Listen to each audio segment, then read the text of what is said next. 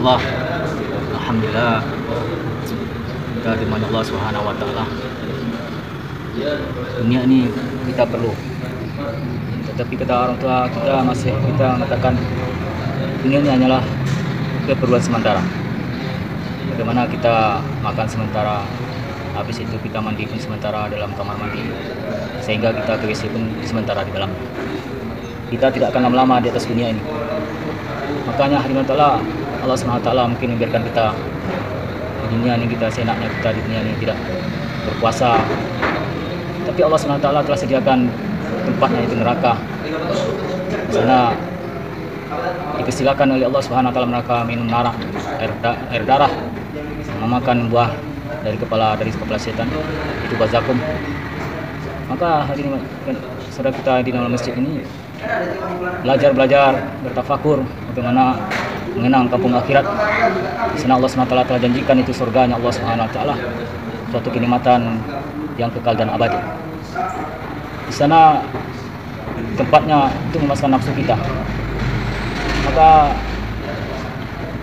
masuk surga itu bukan mudah, tergantung amalan kita. Maka Allah SWT telah sediakan untuk menyeberangi surga itu ada jembatannya, itu yang namanya Siratul Mustaqim. Rasulullah SAW menengok orang Islam meniti Siratul Mustaqim bagaikan air hujan yang jatuh ke dalam jurang. Jurang itu adalah neraka Allah Subhanahu wa taala. Maka Nabi SAW bertanya kepada malaikat, siapakah mereka itu? Maka malaikat jawab, itulah umatmu, itu orang Islam semuanya. Maka apakah kita nanti menyeberang di Siratul Mustaqim nanti akan mudah kita menyeberangannya? Kata Rasulullah, bagaimana besarnya atau kecilnya meniti Siratul Mustaqim itu? Kata Rasulullah, bagaikan mata pedang, lebih tajam, lebih halus lagi, sehingga apabila halusnya selai rambut lebih halus lagi pada bahkan dikatakan apabila dibelah selai rambut 7 kali, maka begitulah halusnya Siratul Mustaqim itu. Maka Rasulullah menengok ada orang yang menyeberang surga itu, menyeberang jembatan itu, ada yang secepat kilat. Itu tergantung amalannya orang-orang Islam semasa hidupnya ke dunia. Ada yang berjalan-jalan, ada yang berlari, ada yang merangkak, ada juga yang hampir sampai jatuh ke dalam jurang. Ya tergantunglah kata Rasulullah amalannya di atas dunia. Maka akhir zaman ini kebanyakan kita beramal sekedar-sekedarnya, semampu-mampunya, ya kan? Maka kita jangan sombong dengan amalan kita di atas dunia, karena Nabi telah mengajarkan bagaimana amalan kita diterima, mungkin di sholat kita diterima ataupun enggak, atau mungkin baca Al-Quran diterima ataupun enggak, ataupun juga sedekah kita yang banyak tapi tidak diterima Allah SWT.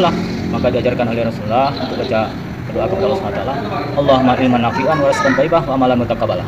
Ya Allah, berilah aku ilmu yang bermanfaat dunia dan akhirat. Apakah ilmu itu bermanfaat untuk kepentingan dunia atau ilmu itu akan bermanfaat untuk menyelamatkan kita di kampung akhirat. Rizqan thayyibah, bagaimana rezeki yang halal. Memang kita dapat hasil yang halal, tapi kita kemana arahnya? Arah kita kemana? Rumah yang megah, bukan dilarang mungkin rumah yang megah.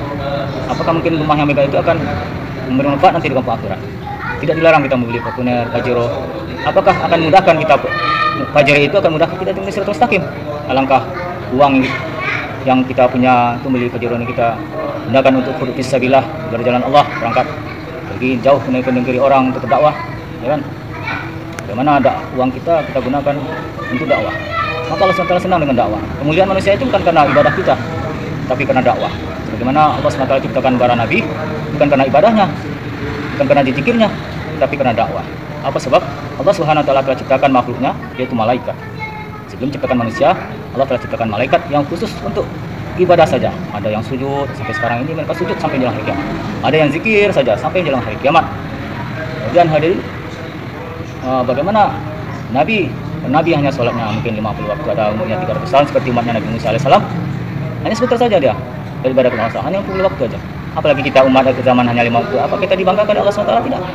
Sholat pun 5 waktu kita kadang tidak. Dan sholat itu bukan untuk Allah, tapi untuk kita juga. Di sholat ini adalah bukti kita sebagai hamba kita kepada Allah. Sholatu miratul mu'minin, sholat dalam miratnya orang yang mukmin. Kemudian yang ketiganya wariskan thayyibah wa amalan mutaqabbalah. Tadi itu amalan yang bagaimana diterima oleh Allah SWT. Walaupun kita sholat, kita sedekah, kita terjaga, tapi mulut kita tidak terjaga. Kata Rasulullah SAW, Penyebab seseorang masuk surga itu karena perkataannya dan asbab manusia itu memberi makan orang lain. Kenapa? Karena dengan asbab orang memberi makan, orang senang, orang bisa kerja, orang bisa ibadah, maka dia bisa mendoakan kepada orang yang beri makan. Tapi sebenarnya perkataan tidak bagus, perkataannya dunianya banyak, apalagi dia setelah memberi makan orang lain, tapi dia berkata-kata, ungkit-ungkit pemberiannya dan menyakiti orang lain, maka perkataannya itu tidak bermanfaat untuk dia, akan menyebabkan dia masuk neraka. Maka apabila kita memberi makan orang lain, dan kita harus menjaga perkataan kita, sehingga hadirin taala, maka Rasulullah SAW ini ahli bersekata. Maka ada pesannya Abu Bakar, sahabat dekatnya Rasulullah SAW, telah berwasiat kepada para sahabatnya juga. Apa pesannya Abu Bakar As-Siddiq?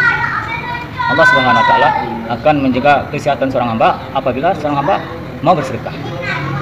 Kemudian Allah Subhanahu wa taala enggan menjaga harta seorang hamba apabila seorang hamba tidak mau memberi zakat.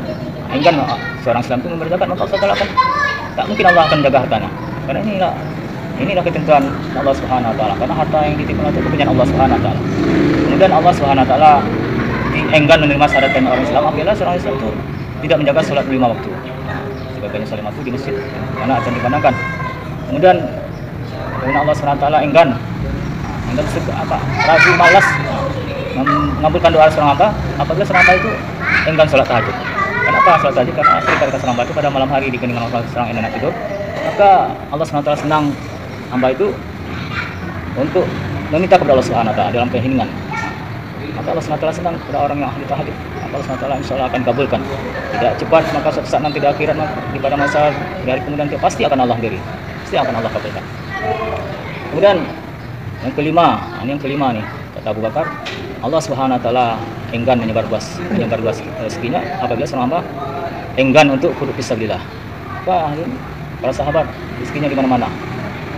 Ya, hijrah dakwah sebelum peperangan diperintahkan oleh Allah Subhanahu wa taala, sahabat itu hijrah ke mana-mana. Maka rezeki sahabat ada di mana-mana. Bahkan waktu perang pun saja sahabat diuji oleh Rasulullah SAW tentang perkara rezeki.